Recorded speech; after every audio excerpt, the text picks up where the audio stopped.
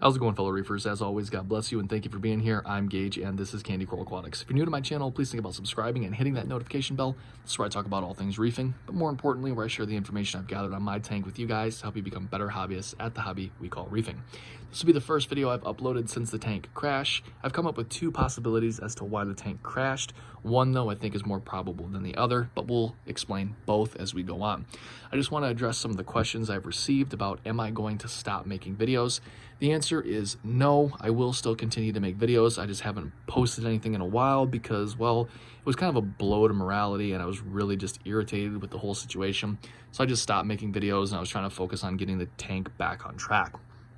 So that being said, guys, I will still continue to post videos and answer questions for you.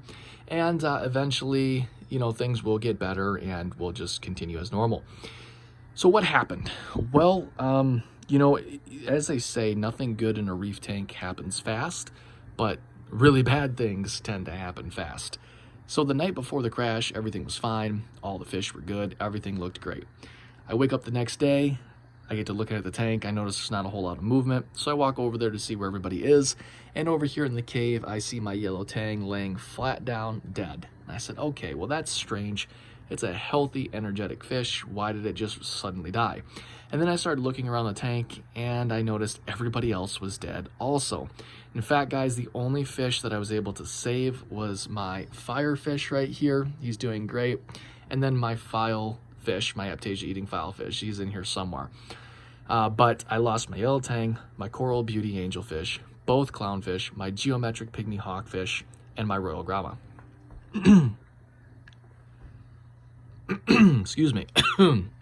So all that being said, though, I got a little bit of a cold, sorry. I was at least happy to be able to save the two fish that I did.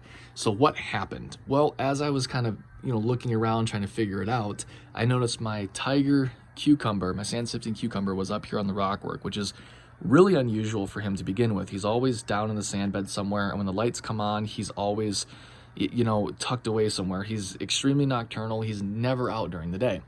Half of his body was on the rock, the other half was hanging over, drifting around in the current. So I said, all right, well, he died, he nuked my tank, that's what killed my fish. Upon further inspection, I went to pick him up and move him around, and he shrunk up a little bit, indicating that he was still alive. So I figured, well, something must have stressed him out, and he released the toxins. So I got on the phone, and I made a phone call down to the, guy I do business with, and very, very knowledgeable person. He's been in the hobby for years and years, owns a very successful aquarium store, and I explained to him what happened. And he asked, is the cucumber still alive? I said, yes. He said, well, then it wasn't the cucumber. He said, they only emit toxins when they die. The fact of the matter is, I guess the whole emitting toxins when they're stressed is just an old wives' tale. It's not true. They only emit toxins after they die. I agreed to disagree with him on this just because all the articles I could find on the web stated that if the sea cucumber is stressed even and not dead, it will still release toxins. So I can't completely rule out the sea cucumber as being the problem. But I think more than likely, since everything kind of died overnight that quickly, if the sea cucumber wasn't the problem, I think I might have figured out what was the problem and what may have caused the sea cucumber to do this really strange behavior, this unnatural behavior of climbing up the rockwork and just kind of hanging out there rather than staying down in the bottom of the tank. If you guys remember right, I was dosing Red Sea Nopox. Now, Nopox is a very safe form of carbon dosing. It's a complete carbon dosing system, and it does a great, great job. However, there are a couple things you have to do when you dose Nopox.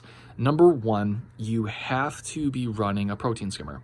The protein skimmer will actually, put oxygen back into the water, and then it will also, pull out all this bacteria that is consuming the nutrients that are in your system that you're trying to get rid of, so that way they can be, the nutrients can effectively be removed from the system.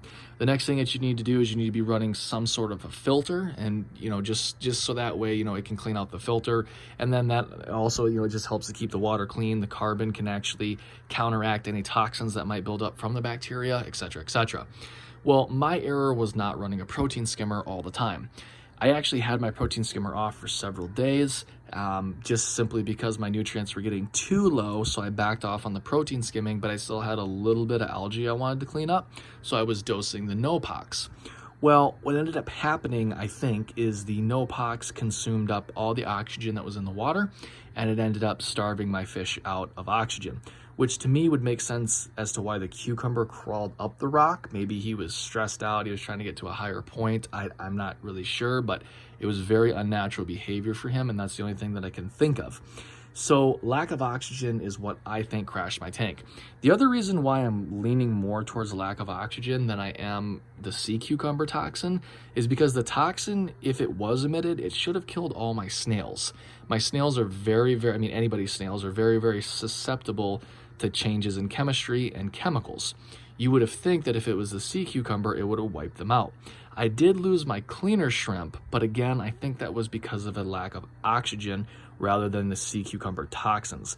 I just think if it was the toxins of the sea cucumber, my coral would have suffered as well as my snails dying.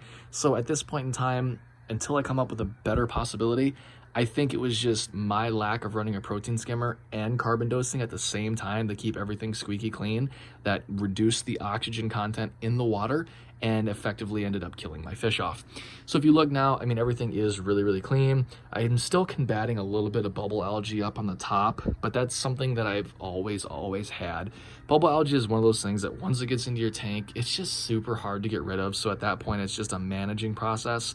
It's about 90% eradicated, so it's not really a huge nuisance, but I'm still battling forward to try to get rid of all of it and completely eradicate it. It is a long process, unfortunately, but other than that, I've never had algae in this tank. I've never had green hair algae or cyano or you know, any of those other kinds of, you know, red slime or bacteria buildup.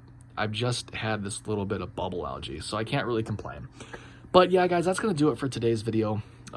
You can see the coral is doing really well. If you look in the back here, that's that sour apple bird's nest. See all the green nubs coming off of it? So that thing's starting to explode with growth. All those nubs are new branches that are starting to actually form and grow out. So everything's doing really well. Alkalinity on my tank right now is about 10.3, which is actually a little bit higher than what I want to run. So I'm just going to let it naturally come down as the days progress. And I think I'm going to try to keep it around maybe like 9, and we'll see how that goes. But we'll talk about that more later. If you guys have any questions or comments, please leave them down in the comment section down below. And hopefully we'll get back on track with making more videos. Until next time, guys, take care and God bless.